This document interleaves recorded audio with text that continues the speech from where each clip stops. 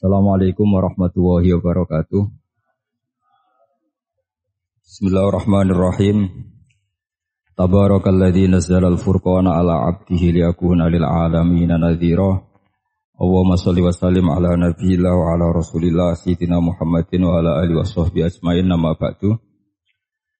Kita meneruskan kajian yang paling penting dalam ulumul Quran termasuk adalah al-ibratu bi umumil lafzi la bi khususis sabab. Itu terkenal sekali.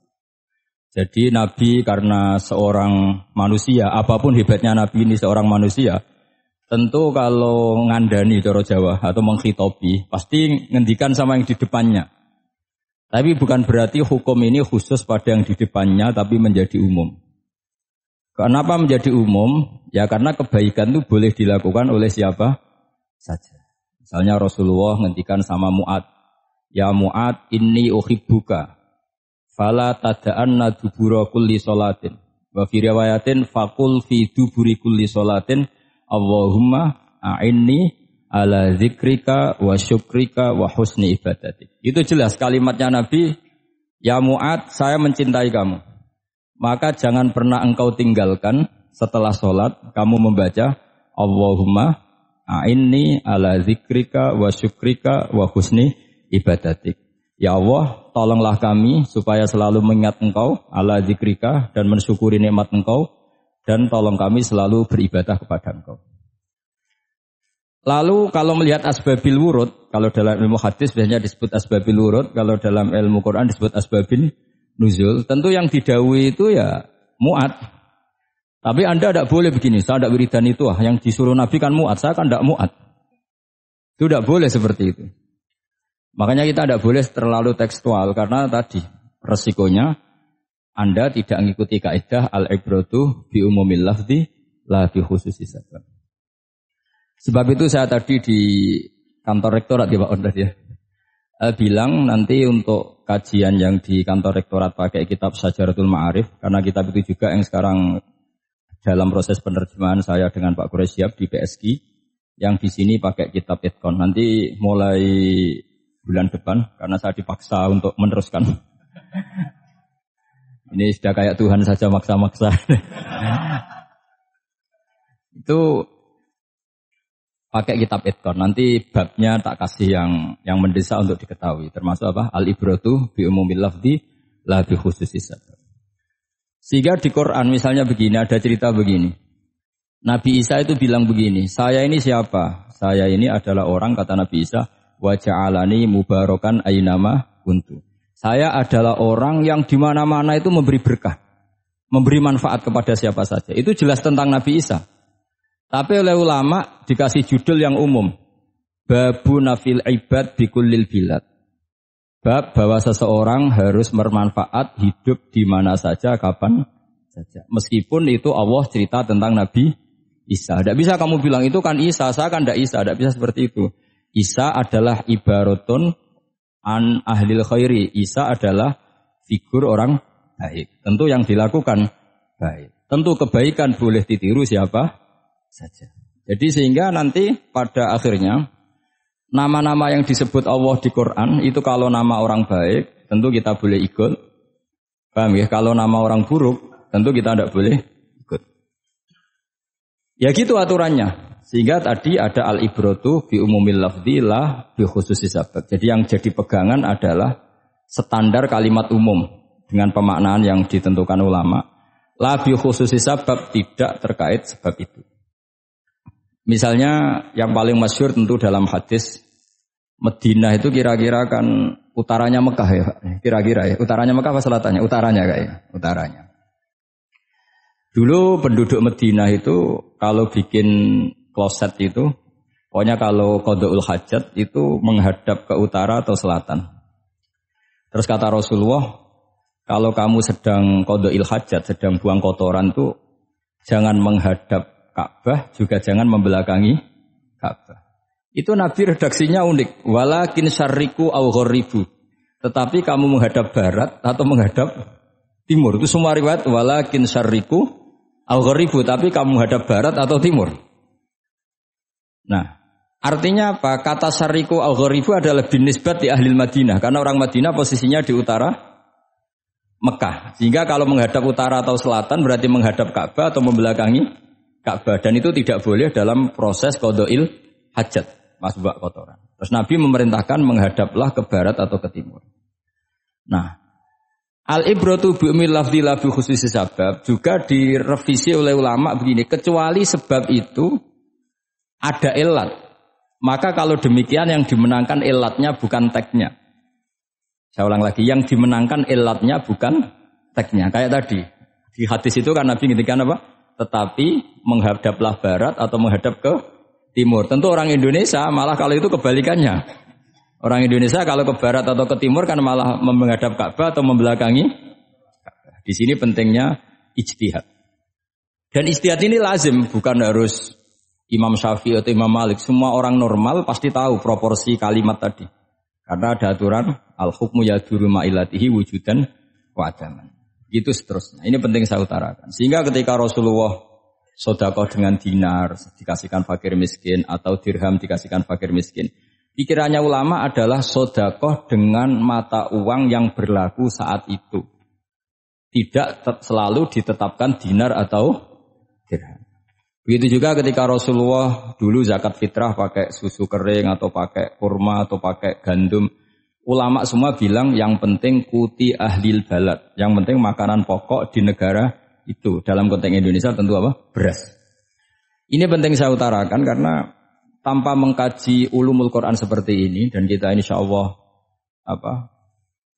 bulan depan saya langsung bawa kitab Itkon. Di situ ada beberapa contoh. Harus seperti itu. Karena kalau tidak terikat sebab, itu nanti takutnya ayat umum menjadi liar. Misalnya begini, pernah ada aliran sesat dulu. Kebetulan di Jogja itu, saya lihat di TV itu. Entah salah kiainya, entah salah dosennya, entah salah siapa. Atau salah orangnya agak stres, tidak tahu saya. Semoga salah orangnya. Itu sholat menghadap ke 4 arah. Alasannya Allah nggak ada di mana-mana, ya sudah. Di barat, rakaat kedua ke utara, rakaat ketiga ke timur, rakaat keempat ke selatan. Itu uniknya itu ngawurnya lah, bukan uniknya. Ngawurnya itu dalil fa'ina matuwallu fasamma wajhuwa. Kamu hadap kemana saja di sana ada ridho Allah. Sehingga semua ulama ketika bikin kaidah al-ibratu bi'umil lafzi la bi khususi sabab selalu menyertakan kecuali khususi sabab ini ada illatul hukmi. Maka itu enggak jadi. Kayak ayat tadi, kalau kamu pakai umumnya lafaz itu kan boleh sholat menghadap mana saja. Nah makanya Imam Syafi'i ketika ditanya, lalu ayat ini proporsinya gimana? Kata beliau, fis safar. Orang yang sedang di pesawat, mau sholat, tentu masuknya fasamma wajibah. Jadi dalam kondisi bepergian, yang kita ingin sholat, maka pakainya ayat seperti itu. Tapi kalau kondisi nomor, fawal liwajaka syatral masjidil haram. Jadi makanya ini penting ngaji ulumul Quran. Kita tidak bisa hanya megang terjemah atau megang apa, kemudian kita fatwa atas nama Quran dan hadis. Sehingga dulu syaratnya memang ketat, harus hafal Quran, hafal hadis, menguasai usul fikih, menguasai macam-macam. Karena tanpa itu memang tidak bisa.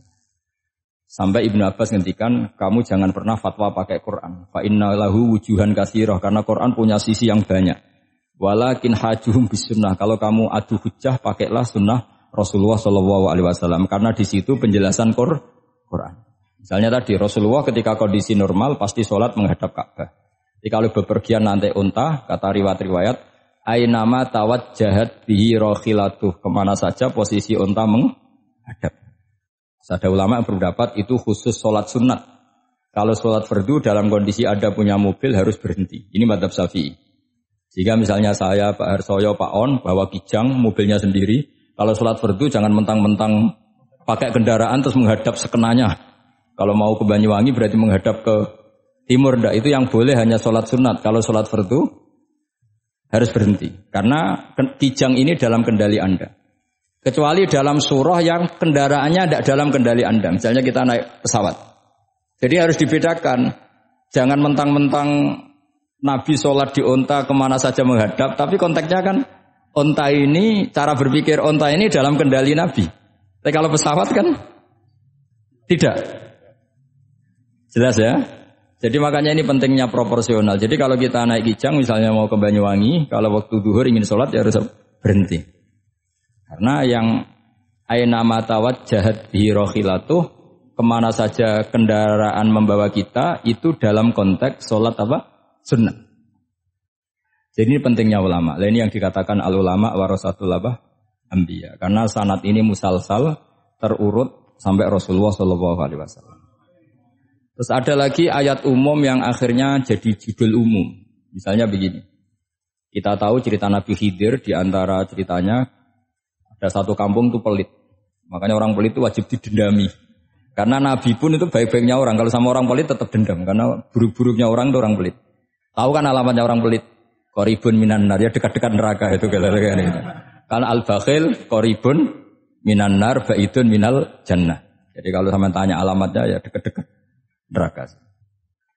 Singkat cerita Nabi Musa dan Nabi Khidir itu kecapean sekali masuk satu kampung. Karena saking kecapean lapar minta kampung itu menyediakan makanan. Istatama itu mereka minta makan saking laparnya, saking karena di perjalanan yang melelahkan. Istat ama ahla fa'abau ayudayifuhuma. Tapi kampung situ kampung pelit. Sehingga semuanya tidak mau yang ngasih apa? Makan. Tapi pas mau keluar dari kampung, ada tembok, ada kayak prasasti itu, yang mau roboh. Yang mau apa? Roboh. Terus sama Nabi Khidir, tembok yang mau roboh ini ditata. Ditata jadi baik lagi. Nabi Musa kata Nabi Musa, kok kurang pegawaian mau medit. Pagri mbok urusi. Jadi makanya dendam sama orang medit ini agak sunat. Karena Nabi Musa juga marah sama Nabi Khidir. Orang kayak kampung kayak begitu pelit kok temboknya apa rusak kamu benahin gitu. Terus Nabi Khidir menjawab, wa amal jidaru fakana lulamaini yatimaini fil madinati wa kana tahtahu kanzul lahuma wa kana abuhuma sholiha. Begini loh, tembok ini adalah penyimpan harta. Penyimpan harta untuk anak yatim. Bapaknya dulu itu soleh. Artinya terus dibabkan oleh ulama. Babu ikrami sibyanil mu'minin. Bab kita memuliakan anak-anak orang soleh. Sehingga dalam adat kita menghormati Habib, menghormati Gus, menghormati anak pahlawan, menghormati orang-orang yang dulu berjuang kepada untuk Indonesia. Karena di antara yang dipertimbangkan Nabi Khidir adalah wakana abuhuma sholihah. Tentu kita menghormati putra-putri yang dulu mendirikan UII, macam-macam. Ya tentu proporsional, tapi tetap saja dapat poin dulu atas nama putra pahlawan, putra orang-orang soleh. Karena Nabi Khidir ketika mempertimbangkan itu, alasannya wakana abuhuma sholihah. Fa'aroda rabbuka yablughu ashuddahuma wastakhrijakan zahuma. Tentu Allah ingin kalau tembok ini roboh, kemudian kelihatan khazanahnya atau tabungannya, nanti dipakai orang-orang dolim. Kalau dipakai orang dolim, maka yang berhak tidak mendapatkan. Sama. Negara ini itu dimerdekakan oleh para pahlawan supaya dikelola secara kesolehan, supaya dikelola secara orang baik. Maka orang soleh semua harus ikut kompetisi dengan tanda kutip merebut negara. Karena apa? Tapi tentu tidak perlu chaos, tidak perlu anarkis. Karena tentu kemerdekaan ini dibela-belain supaya kita jadi baldatun thayyibatu wa rabbun ghafur. Sama, pertimbangannya Nabi Khidir, kalau ini kebongkar, tersibak, pasti diambil orang-orang zalim. Dan akhirnya yang yatim tadi tidak dapat. Akhirnya dibabkan lagi di bab tertentu. Bab menjaga harta supaya tidak dikuasai orang zalim. Jadi akhirnya menjadi sekian varian ilmu. Pertama, varian ilmu bab menghormati anak orang soleh. Bab supaya harta ini tidak dikuasai orang zalim. Dan seterusnya dan seterusnya. Nah saya harapkan nanti dengan ulumil Quran kitab Itqan itu nanti aturan-aturan seperti itu tertanam pada Anda. Sehingga sebetulnya ulama fikih yang ngarang kitab sampai satu boto-boto itu sebetulnya ya normal-normal saja. Kalau sampean sudah mengkaji ilmu yang kayak saya kaji itu normal-normal saja. Misalnya begini, saya beri contoh ya. Orang munafik itu disifati Allah gimana? Wa idza qamu ilas sholati qamu Kesala. Orang-orang munafik adalah orang ketika mau sholat itu bermalas-malasan. Terus kitab Fathul Mu'in atau Fathul Wahab atau kitab semua kitab fikih bikin judul gini. Saya masih ingat takbirnya. Wa yusannu nasyatun li sholatin. Disunatkan kalau sholat itu ketok gumrigah, ketok semangat. Fa inna Allaha ta'ala dzamma tarikihi. Karena Allah mengkritik atau menyalahkan orang yang kalau sholat itu tidak nasyat, tidak gumrigah, tidak semangat. Mergo seperti itu adalah fi'lul munafikin, perilakunya orang munafik. Terus ditulis wa idza qamu ilas sholati qamu kesala. Artinya di situ Allah mengkritik orang munafik. Kenapa? Karena kalau sholat males-malesan. Anda ingin bersifat kayak orang munafik apa bersifat kayak Rasulullah? Tentu ingin seperti Rasulullah. Kalau ingin seperti Rasulullah ya wasari'u ila maghfiratim mir rabbikum. Kalau ada kebaikan harus cepat-cepat, harus disegerakan. Nah, sehingga nanti babnya ya sudah tidak tentang orang munafik. Babnya begini, babul musara'ah ilal khairat wa tarkil kasli. Bab bergesa-gesa atau bergegas dalam kebaikan dan meninggalkan malesan. Jadi tidak lagi tentang sholat, tapi tentang kebaikan apa saja. Jadi kalau kamu punya hutang bisa nyaur jam 7, nyaur jam 9 pasti disalahkan Allah. Karena bisa saja dalam 2 jam ini kita mati. Paham ya? Begitu juga kalau kita sholat bisa awal waktu, kenapa tidak awal waktu? Meskipun akhir waktu ya dibolehkan. Itu ya tadi babnya ya tentang wa idza qamu, orang munafik itu ya seperti itu. Akhirnya apa? Ayat ini turun tentang orang munafik, tapi pemaknaannya umum. Ini disaksikan apa? Orang-orang tua kita ini ada Pak Ersoya, ada Pak On. Pemahaman ini harus dikawal dan ini tradisi ulama. Saya pastikan di pondok-pondok atau di Al-Azhar di mana saja, itqan itu dipakai disertasi doktor. Jadi kalau betul nanti kita mengkaji itu sudah doktor semua, doktor tafsir semua. Dadaan maksudnya.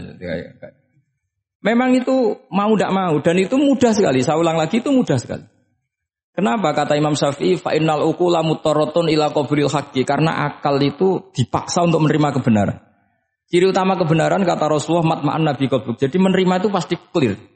Makanya disebut kebenaran itu ma'ruf, mudah dikenali. Sesuatu yang salah bahasa Arabnya itu mungkar, angkarohul aklu. Akal itu tidak nyaman. Makanya disebut apa? Munkar, sesuatu yang diingkari. Akal itu asing. Ya asing tuh misalnya, sepeda motor ini milik siapa? Milik Zaid. Ya sudah lah saya pakai, tidak usah pamit. Akal pasti, ini kok aneh, enggak milik orang kok enggak pamit. Akal pasti enggak terima. Makanya agama itu hanya menerima al-ma'ruf yang mudah dikenali dan menolak al-mungkar, sesuatu yang akal itu enggak terima.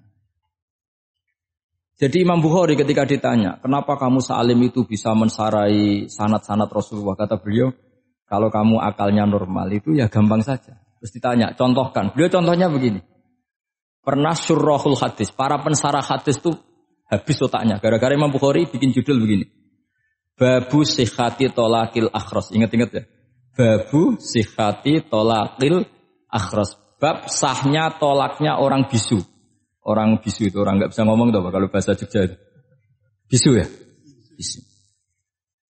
Bisu itu cerita bab sah tolaknya orang akhras. Ternyata apa? Sekian riwayat yang dipakai itu begini. Ana wa kafilul yatim kahataini fil jannah. Nabi pernah ngintikan sama saya dan yang merawat anak yatim kahataini fil jannah. Wa asyara bi musabbihatihi wal wusta. Pokoknya Nabi ngintikan begini. Paham ya? Maksudnya apa? Betapa yang merawat anak yatim itu sangat dekat dengan apa? Dekat dengan Nabi di apa? Surga. Terus hadisnya berikutnya, asyahru hakada pakai tangan 10, ahakada wa hakada wa hakada berarti 30.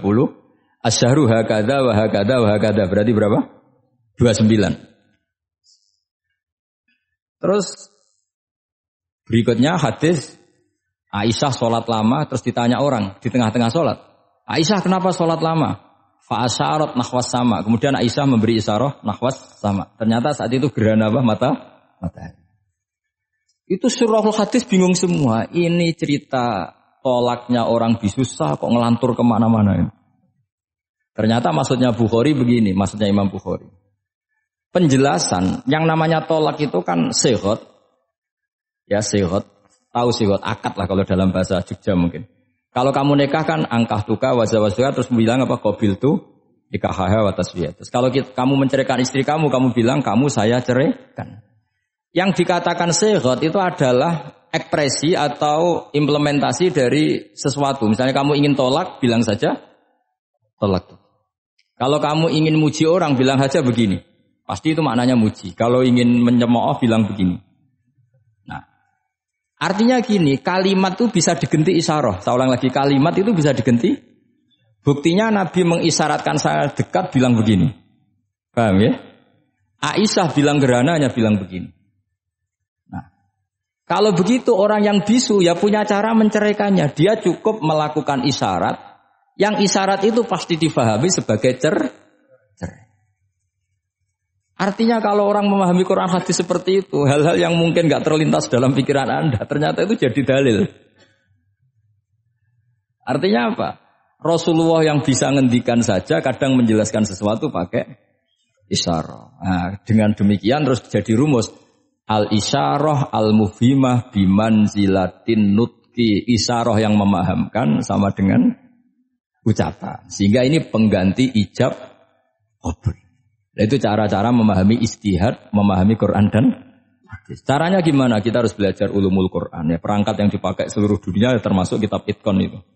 Dan kitab Syajaratul Ma'arif itu yang saya kaji dan dikaji seluruh ulama di dunia. Karena saya tidak biasa ngaji tanpa kitab yang perlu kita kaji. Saya sendiri itu bisa seperti ini ya barokahnya kitab-kitab itu. Jadi nggak terlintas tapi ya tadi. Rasulullah yang bisa ngendikan saja, sering iktifa, sering ngalap cukup dengan apa? Isyarah. Oh kalau gitu berarti al-isyarah bimanzilatin nutqi. Isyarah itu sama dengan ijab dan qabul. Apalagi ini orang akhros, orang bisu yang nggak bisa ngomong. Lalu kalau tolak kayak apa, kalau nikah kayak apa. Ya, tapi Imam Bukhari itu uniknya tadi bikin judul Babu Sihati Tolakil Akhros, kemudian cerita anak wa kafilul yatim. Nah, itu kalau orang kan nggak sambung, ini sambungnya di mana? Kok malah cerita anak yatim? Ternyata kata kuncinya kahata ini seperti ini dan orang paham sangat sangat. Makanya hati-hati dengan isyarah karena kalau itu betul mengganti lafaz, berarti Anda kalau nyun sewu melafadzkan tolak terganti isyarah, ya agak masalah. Tapi semoga enggak lah. Istri satu dicerai nanti nggak punya istri, nanti malah repot. Tapi ini kan saya cerita ilmu saja. Ya saya cerita apa? Cerita ilmu. Jadi kalau ada orang bilang semua yang ada di dunia itu ada di Quran. Itu caranya ya seperti ini. Jangan kayak orang-orang yang terlalu tekstual. Karena kalau seperti ini pasti semua ada di dunia itu ada di Quran. Karena cara pemahamannya seperti ini. Saya sering ditanya kenapa bumi ada likuifaksi macam-macam. Memang dari Quran bayangannya Quran seperti itu. Amin tuman fis sama ayyakhsifa bikumul ardo fa idza hiya tamur. Memang dari awal Allah bikin bumi ini potensinya malah likuifaksi. Potensinya itu melumer. Tamur itu memang maknanya melumer. Dan ketika Allah nyifati bumi wal ardi dzatis sod, sod itu maknanya pecah. Dan Allah tidak sekedar mengatakan pecah, dzatis sod sifat dasar bumi itu mudah pecah. Jadi kalau dzat itu sifat dasar. Jadi meskipun Quran tidak meneliti spesifik kayak para ahli gempa, tapi dari awal Allah ngendikan bumi itu dzatis sod wal ardi dzatis sod. Bumi adalah berkarakter pecah. Kenapa berkarakter pecah? Karena dari awal bumi ini lempengan-lempengan. Di Quran ya dijelaskan gitu. Wa fil ardi qita'um mutajawirat. Bumi ya kelihatannya banyak, kelihatan satu, sebetulnya dari qit'ah, dari potongan. Lah qit'ah itu jamaknya qita'. Terus disebut mutajawirat, saling berdampingan. Kalau dalam bahasa Arab berdampingan itu berarti sel-selnya beda. Kalau bahasa Arab bilang sesuatu yang bercampur namanya mukhalatoh, jadi satu. Kalau yang beda jenis namanya mujawarah. Nah, Al-Quran itu bilang wafil ardi qita'um mutajawirat. Bumi ini karakternya per potongan-potongannya karakternya beda-beda. Sehingga memang potensinya bumi ini hancur. Apalagi dari awal memang dipersiapkan mau dihancurin. Makanya enggak usah takut kiamat, memang rencana Tuhan mau dihancurin gitu. Makanya sanggup takwa saja. Kalau ingin menghentikan penghancuran ini tidak bisa. Itu sudah dalam rencana Tuhan pasti dihancurin. Makanya kalau orang sufi ditanya, kenapa tidak bangun rumah? Tuhan aja mau rencana hancurin bumi kok rumah tak tata nanti juga hancur. Gitu. Tapi kalau di Islam kota saya ngomong gitu kan dia wah ini orang nggak jelas ini. Gitu. Padahal yang kedonyan itu yang nggak jelas sebetulnya. Tapi ini saya cerita jadi supaya UII ya yang didirikan ulama-ulama. Saya masih ingat ketika Profesor Zaini cerita, Pak Zaini saya ini kan kiai, saya tidak punya gelar apa kok jenengan minta bantuan ini. Katanya Pak Zaini dulu UI ya didirikan banyak kiai dan sebagian pendirinya juga enggak punya gelar katanya gitu. Tapi mendingan enggak punya gelar manfaat daripada punya gelar enggak manfaat. Malah problem itu. Tapi ya enggak masalah. Sudah ada manfaat enggak punya gelar malah repot lagi. Sudah cara berpikir gitu saja sudah. Pokoknya sementing semuanya baik apa saja. Jadi nanti setelah sampean mengkaji ulumul Quran ya tadi seperti yang dikatakan Imam Syafi'i itu gampang sekali. Kenapa gampang? Karena fa innal uqula muttarratun ila qabulil haq. Akal ini pasti dipaksa untuk menerima kebenaran. Kayak saya berkali-kali ditanya sama seorang kiai, kenapa sih Gus masalah la ilaha illallah kok sampai Nabi ngendikan wa in zana wa in saraka. Siapapun yang melafadzkan la ilaha illallah Muhammadur Rasulullah itu suatu saat pasti masuk surga. Meskipun dia pernah zina, pernah maling. Itu jelas teks hadis di Bukhari, di Muslim, wa in zana wa in saraka. Meskipun zina dan ini bukan berarti Nabi melegalkan perzinahan, enggak, ma'adzallah, enggak akan terjadi. Nabi melegalkan perzinahan. Tapi Nabi ingin ngendikan begini. Absolutisme kebenaran itu tidak terganggu oleh kesolehan dan kefasikan. Karena kebenaran absolut siapapun akan ngomong seperti itu. Saya berkali-kali nyontohkan, Rektor Al-Azhar akan bilang 1 tambah 1, 2. Lonte ya bilang 2, koruptor ya bilang 2, KPK ya bilang 2, 01 ya bilang 2, 02 ya bilang 2. Karena absolutisme kebenaran. Dan Nabi itu ingin mengatakan bahwa Allah Tuhan ini kebenaran sejati. Sehingga siapapun yang melafadzkan sah. Sehingga orang yang kafir 70 tahun sekali melafadzkan syahadat sah. Tidak usah begini. Pak kafir, soleh dulu ya beberapa tahun gitu. Baru Anda sah melafadzkan kalimat la ilaha. Tidak ada seperti itu. Semua ulama ijma. Orang kafir 70 tahun melafadzkan la ilaha illallah sekali. Langsung menjadi Muslim. Kenapa sah? Kebenaran absolut tidak bersyarat kesolehan maupun kefasikan. Ya kata tadi, orang bilang 1 tambah 1 harus profesor apa anak TK boleh? Jangan mentang-mentang profesor, doktor, rektor, UGM atau UI. Tadi anak kecil bilang berapa 1 tambah 1? 2. Sudah aku tak bilang 4. Tidak bisa. Kebenaran absolut itu orang akan sepakat. Nah, Quran itu termasuk kebenarannya absolut. Maka harusnya siapapun bisa memahami Quran. Termasuk orang yang sebelum Islam. Sekarang saya tanya ke sampean, ketika Umar masuk Islam karena dengar Quran, itu dulu dengarnya apa dulu Islamnya? Dulu dengarnya, dan dia paham. Wa ma huwa min kalamil basar, ini tidak mungkin omongan manusia seindah ini. Karena mudah difahami Quran. Nah sekarang enggak, karena ada sistem akademik. Itu terus orang macam-macam urutannya. Jadi repot sekarang. Kalau kata tafsir At-Tabari lebih ekstrim lagi. Idla yuqalu masalan ifham bima la aqlalak.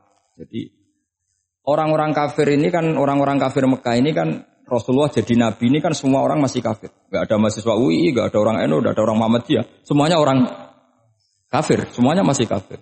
Terus Nabi membawa Quran, maka khitab pertama itu bukan ya ayuhan nahdiyun, ya ayuhal muhammadiyun. Khitab pertama kul ya ayuhal kafirun, karena pendengarnya semuanya kafir.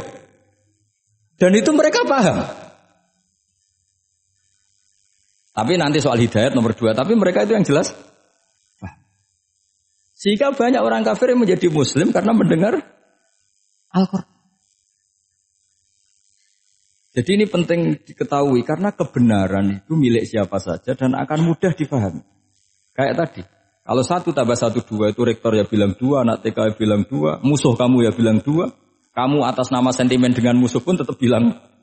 Nah di sini kadang Nabi ngendikan mangqala la ilaha illallah dakhalal jannah wa in zana wa in saraka. Proporsinya seperti itu, bukan berarti Nabi melegalkan zina, bahwa kalimat ini kalimat yang kebenarannya absolut sehingga siapapun sah mengatakan itu, meyakini itu meskipun punya masa lalu seperti itu. Jadi jangan salah makna terus Nabi melegalkan, tidak sama sekali. Jadi saya mohon ini jadikan satu ilmu. Bahwa ilmu adalah tetap apa? Sehingga ada ayat kulil ladzina kafaru iyantahu yughfar lahum ma qad salah. Katakan kepada orang-orang kafir sekali menghentikan kekafirannya yughfar lahum ma qad salah. Maka kekafiran di masa lalu dianggap hilang dan dia hanya dengan status yang sekarang yaitu seorang mukmin. Karena dia disahkan melafadzkan la ilaha illallah. Makanya pernah ada cerita, ini penting saya utarakan ke jenengan. Ada orang kumpul kebo, singkat cerita, kumpul kebo lelaki sama perempuan. Suatu saat Nabi dikasih tahu sama tetangganya, ya Rasulullah, orang yang biasa kumpul kebo itu sekarang sudah nikah. Jawabannya Nabi unik. Alhamdulillah, kira-kira gitu kalau bahasa Indonesia, qad kharaja min sifahin ila nikahin. Dia sudah keluar dari tradisi zina, sekarang dia sudah dengan kehormatan nikah. Maksudnya gini, kalau malam Senin dia belum nikah, kumpulnya kan masih kumpul kebo. bertahun-tahun gitu. Paginya dia nikah, malamnya sudah kumpul sunnah. Karena sudah nikah. Jadi tak sama seperti tadi. Kalau dia belum melafadzkan kalimat tauhid, ya statusnya dia kafir. Sekali melakukan kalimat tauhid, ya statusnya dia muslim atau mukmin. Sama. Ketika hubungan intim tanpa nikah namanya sifah perzinaan. Sekali nikah ya namanya sunnah. Jadi semudah itu. Dan Nabi tidak tanya macam-macam. Mau ngendikan qad kharaja min sifahin ila nikahin. Sudah keluar dari tradisi sifah menuju nikah. Pertanyaannya gini, kenapa enggak disyaratkan ini itu untuk nikahnya? Misalnya macam-macam. Ya sebetulnya syarat itu pasti ada, cuma begini loh. Orang yang ingin menghentikan keburukannya harus kamu katakan sah sekarang juga. Karena kita mengesahkan penghentian keburukan. Jangan lalu orang yang mau tobat malah dipersulit. Jadi misalnya la ilaha illallah, kamu belajar makhraj dulu, bila-bilangnya lah benar. Belajar bahasa Arab dulu. Ya kacau. Apalagi saya persiapkan seremonialnya dulu, nanti di masjid di syuting supaya satu Indonesia tahu yang Islamkan saya itu kayaknya yang engkek itu malah repot lagi. Ini penting saya utarakan supaya clear ya. Jadi saya ulang lagi, al-ibratu bi umumil lafzi la bi khusus sabab. Allah ya enggak apa-apa cerita Nabi Musa, cerita Nabi Isa, cerita misalnya begini, bolehkah orang soleh itu jadi raja? Jawabannya harus bilang boleh. Karena Allah pernah menfigurkan tokoh soleh yang bernama Sulaiman dan Daud. Dan beliau adalah raja. Ketika Imam Syafi'i ditanya, bolehkah orang Islam tidak kawin? Ya asal dia ada zina ya boleh. Karena Allah menyebut hamba yang soleh dan sebagian mereka tidak nikah. Yaitu Nabi Yahya dan Nabi Isa. Itu wasayyida wa hasura wa nabiyya minas sholihin. Jadi cara berpikir Imam Syafi'i gampang. Bagaimana hukumnya orang Islam yang enggak nikah padahal dia tapi asal enggak zina loh ya. Ya jawabannya ya boleh karena Allah mensifati Nabi Yahya dan Isa dengan status hasur, tidak apa? Nikah. Bolehkah seorang soleh jadi raja? Ya boleh. Daud dan Sulaiman itu seorang soleh dan jadi raja. Bolehkah orang soleh itu fakir? Wah sudah banyak, enggak usah dibolehkan sudah banyak. Jadi gampang sekali Quran di depan ahlinya itu. Jadi kalau Imam Syafi'i ditanya, fa inna wa ta'ala dzakara abdan sholihan wa qala wa sayyida wa hasura wa nabiyyam minas sholihin. Ternyata ini orang yang ditanya, apakah boleh orang soleh itu jadi politikus, jadi pejabat? Ya boleh saja. Faqad ataina ala Ibrahim al-kitab wal hikmata wa atainahum mulkan azim. Jadi ini yang boleh bukan sekedar Ibrahim. Padahal di ayat itu tentang ala Ibrahim. Cara berpikir ya tadi, ternyata kesalehan tidak mengganggu jabatan. Ya tentu ya maksudnya untuk kesalehan juga. Jika agama ini gampang. Makanya kalau ada yang tanya, bagaimana perempuan punya aktivitas? Ya jawabannya asal kebenaran ya boleh. Allah cerita Bilqis dan itu raja perempuan. Di hadis banyak kecakapan Aisyah memimpin, macam-macam. Jadi gampang saja. Nah, kenapa sekarang banyak orang berdebat tentang Quran dan nyuwun sewu sampai pada level gontok-gontokan ekstrim? Karena mereka enggak mau belajar ulumul Quran. Kegiatannya debat, tukaran. Yang bingung kita, yang waras ngalah lah kira-kira gitu. Ini enggak pernah ngaji Quran, gegernya. Ya kacau. Ada ulumul Quran, itu yang namanya kitab Al-Itqan. Dan itu dibukukan oleh ulama. Dan gampang sekali. Pernah ya Sayyidina Umar ketika Futuhat, beliau sudah Futuhat itu mengalahkan musuh-musuh Islam yang memusuhi Islam. Perlu dicatat, musuh-musuh Islam yang memusuhi Islam. Karena kalau yang tidak memusuhi Islam nggak boleh dimusuhi juga. Ya. Singkat cerita ditanya, kenapa kita tidak tasakuran besar-besaran, kita kan sudah menang. Padahal disambut sedemikian rupa. Jawabnya Umar apa? Inna wa ta'ala qad ayyara qauman faqala adhabtum thayyibatikum fi hayatikumud dunya wastamta'tum biha. Allah itu mengkritik kelompok kaum yang dalam hidupnya itu foya-foya. Maka saya akan mengurangi foya-foya itu supaya saya menyisakan jatah foya-foya saya sampai di surga. Nanti orang kafir ketika dimasukkan neraka di antara taubahnya Allah. Taubah itu ya semacam kayak disalahkan gitu. Adhabtum thayyibatikum fi hayatikumud dunya. Jatah-jatah kenikmatan kamu, salah kamu habiskan di dunia. Sehingga kita harus pernah pas enak-enaknya tidur, tahajud, wiling-wilingan, ngurangi jatah. Sayyidah Aisyah itu cantik sekali, tapi sudah turu mujur di depan Nabi tetap sholat. Kalau sampean istrinya tidak cantik saja nggak pernah tahajud. Itu masalah besar. Itu Aisyah itu kenangannya Aisyah. Saya ini kurang cantiknya. Sampai Nabi kalau sholat digoda tidur di depannya. Masyhur. Wa ana muqtaridotun. Saya tidur malang di depan. Nabi kalau berdiri sikilnya aku tak dojorno. Kalau Nabi mau sujud tak ingkret. Nabi terus saja tahajud. Dan saya yakin itu sunnah, tidak ada yang niru itu. Aisyah loh, bukan yang Saudah, Aisyah. Di semua riwayat itu, kalau Saudah kan mungkin, wah pantesan Saudah kan gitu. Ini, terus ada cerita lagi, betapa Rasulullah memang Nabi betul. Aisyah itu istrinya paling cantik. Kan yang nyanyi cantik itu hanya Aisyah, Zainab sama Sofia. Kira-kira rivalnya itu. Yang rivalnya itu, kira-kira. Yang sebagian ya cantik tapi enggak sekelas ini. Rasulullah itu malam-malam keluar. Terus pikiran Aisyah, pasti ke sebagian rival saya. Doroh itu maru kalau coba. Dibuntuti sama Aisyah. Nabi enggak tahu kalau dibuntuti Aisyah. Ini hadis riwayat doa masuk kuburan. Maka, jadi hadis itu ya unik. Kalau enggak di tangan ulama itu jadi kacau. Babu doa li ahlil kubur. Bab mendoakan ahli kubur itu babnya itu tentang cemburu. Walhasil karena Nabi keluar, wah ini mesti enggak benar ini. Paling ke Sofia atau ke ya pokoknya Zainab pokoknya yang cantik-cantik. Ditututi sama siapa Aisyah. Nabi enggak tahu kalau itu. Ternyata Nabi itu kebaki. Kebaki terus assalamualaikum daraqaumil mukminin wa inna insyaallah bikum lahikun. Jadi barokahnya cemburu, hadis itu ada rawinya. Oh, ternyata ke kuburan toh. Itu sampai pulang jadi hadis itu diriwayatkan Aisyah. Ghirtu itu cemburu. Saya ini cemburu sama Nabi. Malam-malam keluar tak tututi jubli moro kuburan. Lah, sahabatnya tanya muridnya Aisyah. Lalu baca apa? Assalamualaikum daraqaumil mukminin wa inna insyaallah bikum lahikun. Kalau sampean kan enggak dibuntuti tok bar tenan. Mesti barbaran. Jadi ini penting saya utarakan. Jadi coba ulumul Quran dikaji secara baik. Insya Allah nanti maknani Quran itu mudah.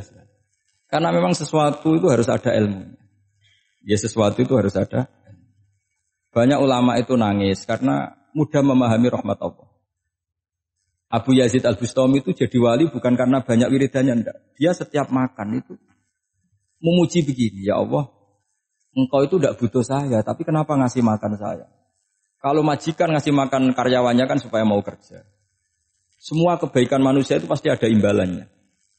Tapi engkau itu tidak butuh apa-apa. Kenapa ngasih nikmat kepada manusia padahal engkau tidak butuh? Itu kan aneh betul. Kalau apapun ikhlasnya orang, kalau ngasih itu kan ada maunya. Meskipun sudah bilang ikhlas. Oh sudah. Tapi kalau Allah itu tidak butuh. Misalnya ada orang nyumbang masjid ikhlas. Tetap di hatinya. Benak Jumatan Park, orang yang dindi. Tetap ada kepentingannya. Tapi kalau Allah enggak.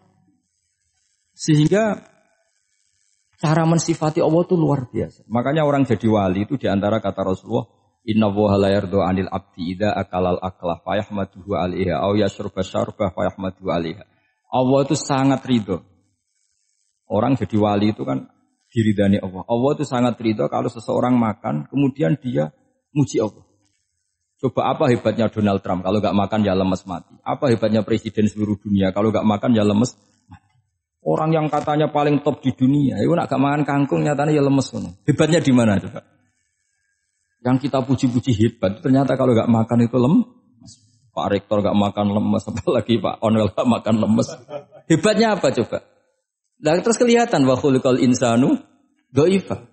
Makanya ketika Allah mengingatkan orang yang menyembah Isa, Allah hanya menghentikan gini, karena yakulani to'am.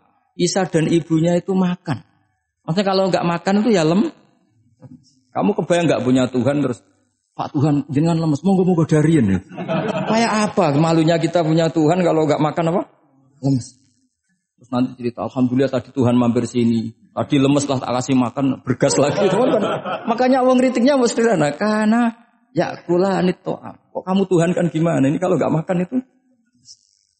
Tapi kita sering keliru mengatakan Presiden Amerika itu superpower hebat. Hebatnya di mana seorang manusia? Kalau enggak makan ya. Ini makanya Allah ngendikan wa khuliqal insanu dhaif. Sehingga banyak para wali itu dekat Allah ketika makan. Bukan apa karena tadi makannya itu enggak kayak sampai ana makan banyak lahap segala-galanya udah gitu. Itu enggak setiap makan ya Allah betapa lemahnya saya. Yang katanya rektor, yang katanya profesor, katanya orang alim kiai. Katanya pengurus NU, pengurus Muhammadiyah, ternyata kalau tidak makan lemes. Kerennya di mana lemes? Sehingga terus tawadu, terus macam-macam. Jadi ini penting. Jadi Allah mengingatkan manusia itu dengan makan tadi. Makanya Nabi Rasulullah ngendikan Allah itu sangat ridho seseorang yang setiap makan muji Allah. Tapi sekarang orang makan itu banyak yang enggak menjiwai. Karena ada aturannya sebetulnya, ngunyahnya sampai sekian kali. Ya, tapi sekarang kan sudah ada seperti itu. Makanya sekarang wali sudah enggak banyak. Pendaftarnya juga sudah ada banyak. Apalagi orang-orang intelek itu sudah agak tertarik daftar wali. Memangnya kalau sudah jadi wali dapat uang, malah repot lagi kalau seperti itu. Tapi ini saya cerita orisinilnya ilmu Quran. Ketika Allah mengkritik Isa itu hanya, ketika dituhankan maksudnya, itu hanya dengan kalimat kana yakulan itu Isa dan ibunya sama-sama makan. Dan ketika Allah memuja Rasulullah SAW dan para nabi, itu pujaannya itu aneh. Wa ma arsalna qablaka minal mursalin illa innahum la yakuluna ta'ama wa yamshuna fil aswaq. Saya tidak pernah menugaskan para rasul kecuali mereka itu ya makan dan jalan-jalan di pasar. Saya sampai sekarang hampir tiap minggu itu jalan-jalan ke pasar sama anak. Meskipun saya di Rembang ke Teluk Gede itu tetap biasa jalan-jalan ke pasar. Karena apa? Kata Rasulullah Muhammad, Isa itu sampai dituhankan itu gara-gara jarang makan. Terus orang memitoskan macam-macam. Rasulullah itu kalau makan itu di depan umum, sering di luar rumah. Supaya kelihatan kalau beliau itu manusia. Jadi makannya Nabi adalah nafyun li uluhiyati.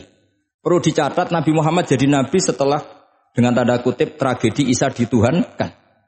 Karena Rasulullah jadi Nabi setelah tragedi Isa dituhankan, maka sisi manusianya itu diperlihatkan. Sampai kalau makan tuh di depan umum. Tapi enggak marung di KFC, enggak ada dari wajah itu. Di depan umum. Nah, karena kepentingannya itu sehingga makannya Nabi ini ibadah yang luar biasa. Karena menunjukkan sisi kemanusiaan yang akan aman, tidak akan dituhankan. Paham ya? Sama. Seperti kita misalnya kiai atau pejabat. Makan saja gak apa-apa. Tunjukkan kalau kita manusia. Kalau gak makan lemes. Dan kalau itu terus dalam hati kita, insya Allah kita orang yang mengimani wa khuliqal insanu dha'ifa. Betapa manusia itu lemah. Nah tapi kita sekarang enggak. Kalau kita jadi rektor enggak bisa mengendalikan satu kampus. Jadi kiai bisa mengendalikan umat. Pikirannya itu kayak Fir'aun.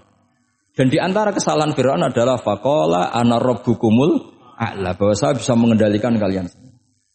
Maka dalam ilmu tasawuf yang pertama harus dihilangkan adalah sifat anani. Bahwa karena saya. Tapi kalau orang mau jadi wali atau orang dekat Allah, kenapa saya sering menyebut kata wali? Sebenarnya khazanah wali itu ada di Quran. Ala inna awliya Allahi la khaufun alaihim wa lahum yahzanun. Cuma orang kota senangnya bakas intelektual. Wong desa senangnya bakas wali. Akhirnya banyak orang yang enggak wali modus pura-pura wali terus nipu orang. Jadi sama-sama ada korban. Yang intelektual juga sama. Seakan-akan lebih intelek dibanding wali ini. Makanya saya supaya bahasa intelektual ya ada di Quran, maksudnya terjemahannya ada, bahasa wali juga apa? Dan kadang orang jadi wali itu melakukan hal-hal yang kecil. Itu merasa doif saat apa? Makan. Merasa doif saat makan. Karena tadi paling mudah menafikan ketuhanan seseorang adalah nyatanya kalau nggak makan lemes. Paling mudah mendoifkan manusia yang katanya presiden superpower pun kalau nggak makan. Apa artinya kehebatan manusia yang sehatnya bergantung nasi satu mangkok? Kerennya di mana coba? Presiden kondang bisa pengaruh seluruh dunia. Jajalnya gak mangan sedino. Lemes. Berarti hadar rojul lelaki ini bergantung satu mangkok nasi. Hebatnya di mana coba? Makanya ada seorang raja angkuh datang ke seorang ulama. Saya raja bisa mengendalikan dunia. Kata ulama, tanya gini. Andaikan kamu tidak bisa minum, kemudian harus bisa minum kalau orang menukarkan kerajaan kamu. Kamu boleh minum, asal kamu tidak jadi raja. Apa kamu kasihkan kerajaan kamu ketika kamu harus minum dengan cara seperti itu? Misalnya di tengah belantara, kalau di Arab kan sering ada apa? Sahara itu ada padang pasir. Terus kata raja itu, ya saya milih minum. Kalau saya tidak minum mati, mendingan tidak punya kerajaan. La tafrah bimulkin la yusawi kak samain. Kamu jangan bangga dengan kerajaan yang nilainya tidak ada dengan segelas. Baru dia sadar ternyata. Jadi kamu jangan bangga dengan satu kerajaan yang bahkan akan kamu tukarkan dengan segelas. Artinya pertanyaannya gini, kerajaan yang kamu bisa mimpin ini ditumpang air apa ditopang keangkuhan Anda? Sebenarnya hanya ditopang air. Karena sekali Anda tidak minum, tidak bisa jadi raja. Terus lemes, diobatno. Sama presiden juga gitu. Kalau nggak makan, nggak minum, terus sakit, stroke, nggak bisa jadi presiden. Artinya ternyata betapa manusia ini bergantung dengan sesuatu yang remeh, yaitu makan, minum, makan, minum. Nah di sini ini, kenapa Quran menyebut para nabi itu apa? Illa innahum la ya'kuluna ta'ama wa yamsuna fil aswaq.